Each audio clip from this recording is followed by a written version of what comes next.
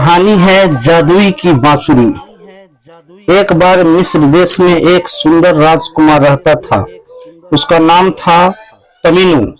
वह एक अक्लमंद और चतुर आदमी बनना चाहता था, इसीलिए वह एक अच्छे गुरु की खोज में भटक रहा था। एक दिन जब वह नील नदी के पास से गुजर रहा था तो अचानक एक बहुत बड़े अजगर ने उस पर हमला किया। तमीनू को अपनी जान के लाले पड़ गए। वह बेचारा अपनी जान बचाने के लिए इतना भागा कि उसे और ज्यादा भागना नहीं गया और जमीन पर गिर गया और गिरते ही थकान और डर से बेहोश हो गया।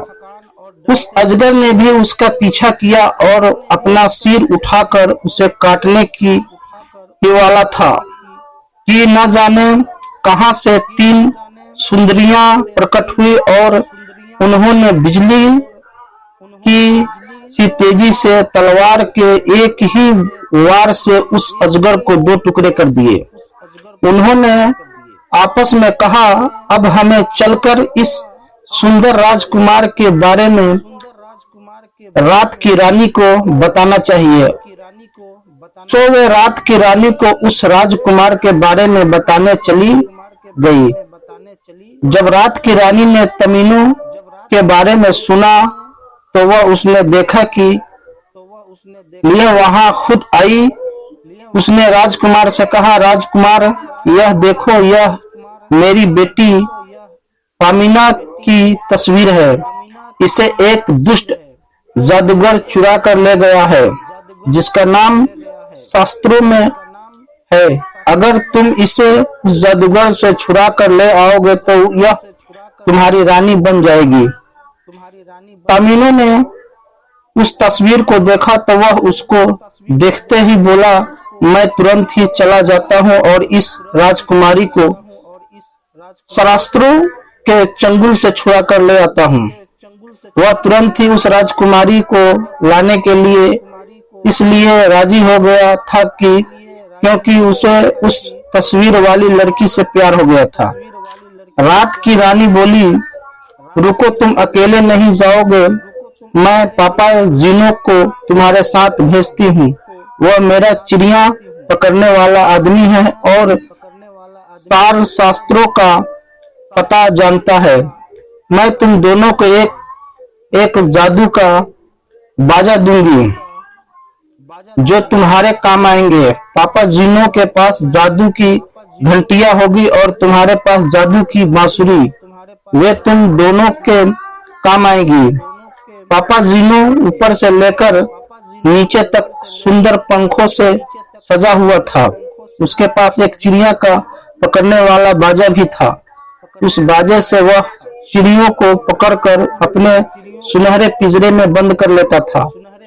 रात की रानी ने राजकुमार को जादू की बांसुरी दी और पापा जीनो को जादू की घंटियां। जब दोनों को अपने अपने जादू के बाजे मिल गए तो ये दोनों अपने सफर पर निकल पड़े। पापा जीनो को शास्त्रों का घर मालूम था, सो जब वे नील नदी के किनारे बने एक महल के पास पहुंचा तो पापा जीनो बोला, यही है शास्त्रों का घर। तभी तमीनू ने पामीना को एक खिड़की में खड़े देखा। उसको लगा कि पामीना तो अपनी तस्वीर से भी ज्यादा सुंदर है। पापा जीनो बोला, हम लोग खिड़की से चढ़ते हैं और पामीना को लेकर रात की रानी के पास चलते हैं। अभी हमें कोई देख भी नहीं रहा है। तमीनू और पापा जीनो दोनों खिड़की के रास्ते चढ़कर महल के अंदर पहुंचे तो पामीना तो उनको देखकर डर गई। लेकिन तभी तमीनू ने अपने होठों पर उंगली रखते हुए कहा, चुप, शेर नहीं करो और डरो भी मत। हम तुम्हारे दोस्त हैं और तुम्हारे शास्त्रों से बचाने तथा तुम्हारी माँ रात की रानी के पास ले जाने के लिए आए हैं।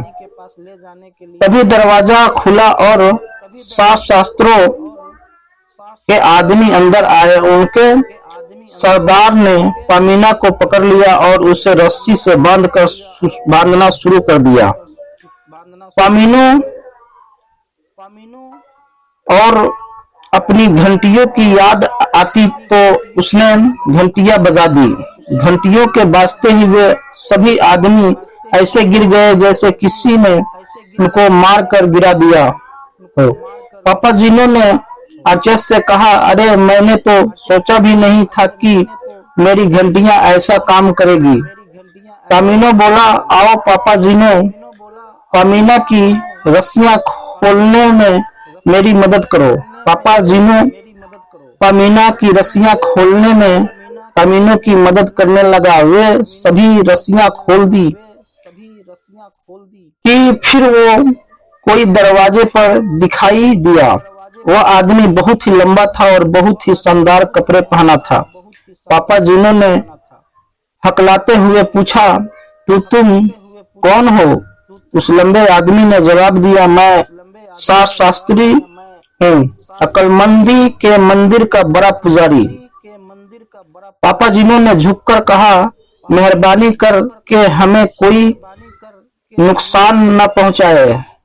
शास्त्री जी, अगर आप हमें अभी चले जाने देंगे तो हम वादा करेंगे कि हम आपको फिर कभी तंग नहीं करेंगे। शास्त्री ने अपना हाथ उठाकर ऊपर उठाया और बोला, तुम इतने डरने हुए क्यों हो? तुम बिल्कुल मत डरो, मैं तुम्हें कुछ नहीं करूंगा। पामीना बोला, मगर रात की रानी तो कहती है कि आप एक दुष्ट जादूगर हैं। शास्त्रों वाला बोला, रात की रानी झूठ बोलती है, वह तो खुद ही एक चुड़ैल जादूगरनी है।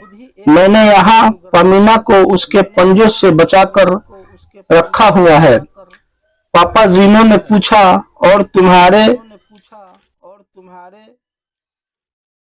तुम्हारे रक्षक जिन्होंने हमको बांधने की कोशिश की?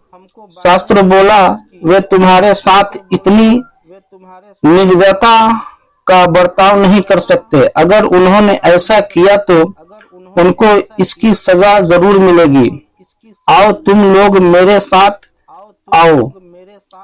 कहता हुआ शास्त्रों उन सबको एक बड़े से सुंदर कमरे में ले गया, जहां उसने उनको मीठे रसगुल्ले फल खिलाए। इस बीच तमीनो ने शास्त्रों को बताया कि वह अक्ल और सत्य की खोज में इधर उधर भटक रहा है। शास्त्रों ने कहा, तब भगवान ने तुमको ठीक जगह पर भेजा है, क्योंकि तुम अगर हमारे साथ रहोगे तो एक दिन जरूर ही अक्लमंद बन जाओगे। लेकिन हमारे साथ रहने से पहले तुम्हें दो इम्तिहान देने पड़ेंगे। पहला तो यह है कि तुम मंदिर के एक कमरे में रहोगे जिसका नाम है शांति घर। वहां कुछ भी हो पर तुम कुछ बोलोगे नहीं और न ही तुम अपना मुंह खोलोगे। यह तुम्हारी इच्छा शक्ति का इम्तिहान होगा। क्या तुम इस इम्तिहान के लिए तैयार हो? तमीनो ने जवाब दिया, हाँ मैं तैयार हूँ। फिर उसने पापा जीनो से कहा, आओ पापा जीनो, हम और तुम दोनों एक साथ मिलकर यह इम्तिहान देंगे। शास्त्रों का एक पुजारी तमीनो और पापा जीनो दोनों को जमीन के नीचे बने एक कमरे में ले गया जो मंदिर के काफी भीतर था। उसमें कोई खिड़की नहीं थी और जब उस कमरे का दरवाजा भी बंद हो गया तब तो उस कमरे के बिल्कुल ही अंधेरा हो गया। पापा जीनो गिड़गिड़ाया, तमीनो ने मुझे डर लग रहा है। तमीनो ने फुसफुसाते हुए कहा, चुप पापा जीनो, यह हमारे चुप रहने का इम्तिहान है। कुछ देर बाद उस कमरे का दरवाजा खुला और दो सुंदर लड़कियां दो थाल में बहुत ही बढ़िया खाना लिए अंदर आई। पापा जीनो तो उसको देखकर बिल्कुल ही भूल गया कि वह चुप रहने का इम्तिहान दे रहा है। वह तुरंत बोला, मुझे तो बहुत जोर की भूख लग रही है। पर तमीनो ने उन पर कोई ध्यान नहीं दिया। जब उनका वह इम्तिहान खत्म हो गया तो शास्त्रों उनको देखने आया और बोला, बहुत अच्छे तमीनो, तुम इस इम्तिहान में तो पास हो गए, अब तुम मेरे पीछे आओ। कहकर वह उन दोनों को अपने साथ ले गया। दोनों उसके पीछे पीछे चल दिए। चलते चलते वे लोग मंदिर के पीछे वाली गुफा में पहुंचे। शास्त्रों ने उसने कहा, यह भी कुछ भी होता है, तुमको बस यही खड़े रहना है, और वह उनको वहीं खड़ा छोड़कर चला गया। जब तामीनो और पापा जीनो वहां खड़े हुए थे तो अचानक एक घंटी का दरवाजा खुला और उसमें से लपटें निकले लगी। वह गुफा गर्म होती गई और उसमें धुआं भी भरता गया, और फिर उस गुफा में इतना अधिक धुआं भर गया कि उस धुएं की वजह से पापा जीनो और तामीनो दोनों को सांस लेना भी मुश्किल हो गया। पापा जीनो चिल्लाया, बचाओ बचाओ, मेरे पंख जले जा रहे हैं, और वह गुफा से निकलकर नील नदी में कूद गया। लेकिन तामीनो वही शांत खड़ा रहा। आखिर धीरे धीरे गर्मी कम होती गई और धुआं भी छट गया, और फिर भट्ठी का दरवाजा भी बंद हो गया। शास्त्रों वहां आ गया था। वह तामीनो से बोला, तामीनो, बहुत अच्छे, यह तुम्हारी अग्नि परीक्षा थी, इससे वीरता का इम्तिहान होता। तुमने ये दोनों ही इम्तिहान पास कर लिए हैं, इसलिए अब तुम हमारे साथ रह सकते हो और मिस्र के ओसिरिसी और आईसीसी देवताओं से अक्ल ले सकते हो। पापा जीनो ने तुरंत पूछा, और मैं? शास्त्रों ने जवाब दिया, तुम्हारे लिए मैं कुछ नहीं कर सकता, क्योंकि तुम यह दोनों ही इम्तिहान पास नहीं कर सके। पर अगर तुम चाहो तो यहाँ रहकर तामीनो की सेवा कर सकते हो। यही समय एक बिजली चमकी और करकी और वहां रात की रानी प्रकट हुई। वह चिल्लाई, रुक जाओ, पापा जीनो मेरा है और पामीना भी, मैं यहाँ उनको लेने आई हूँ। अब तुम मुझे नहीं रोक सकते। शास्त्रों, मेरी ताकत तुमसे ज्यादा है। कहकर रात की रानी ने अपनी जादू की छड़ी उठाई और पापा जीनो और पामीना को अपने पीछे आने के लिए कहा। लेकिन उसी समय तामीनो को अपनी जादू की बांसुरी का ध्यान आया तो उसे रात की रानी ने दी थी। उसे उस बांसुरी पर भरोसा तो नहीं था कि वह बांसुरी पापा जीनो और तामीनो को रात की रानी के चंगुल से निकाल लेगी, परंतु फिर भी उसने उसे बजाना शुरू किया। एक अजीब सी धुन उस बांसुरी से निकली। रात की रानी के हाथ से उसकी जादू की छड़ी छूट गई और एक बार फिर वह बिजली की चमक और कड़क के साथ गायब हो गई। पापा जीनो खुश होकर बोला, आहा, अच्छा हुआ रात की रानी चली गई। मैं रात की रानी का चिड़िया पकड़ने वाला नहीं बनना चाहता था। वह हमेशा ही मुझ से लड़ती झगड़ती रहती थी। अच्छा हुआ आज यह सब खत्म हो गया। पामीना बोली, बहादुर राजकुमार तामीना, मैं भी तुम्हारे साथ इस मंदिर में रहना चाहती हूँ। इस पर शास्त्रों ने कहा, हाँ हाँ, क्यों नहीं, और जब यह पढ़ लिख कर लायक बन जाए तब तुम इसे शादी भी कर सकती हो। इस सबसे तामीनो बहुत अधिक खुश हुआ। उसका उद्देश्य पूरा हो चुका था। वहां रहकर उसने मिस्र के देवताओं से बहुत सारी अक्लमंदी हासिल की और उसके बाद पामीना के साथ वह अपने राज्य वापस लौट गया। घर पहुंचकर तामीना ने पामीना से शादी कर ली और वे दोनों खुशी रहने लगे। दोस्तों, वीडियो अच्छी लगे तो लाइक करें, सब्सक्राइब करें और दोस्तों के पास शेयर करें। अपना ख्याल रखें, सब्सक्राइब जरूर करें। अपना ख्याल रखें। शुक्रिया, अल्लाह हाफिज।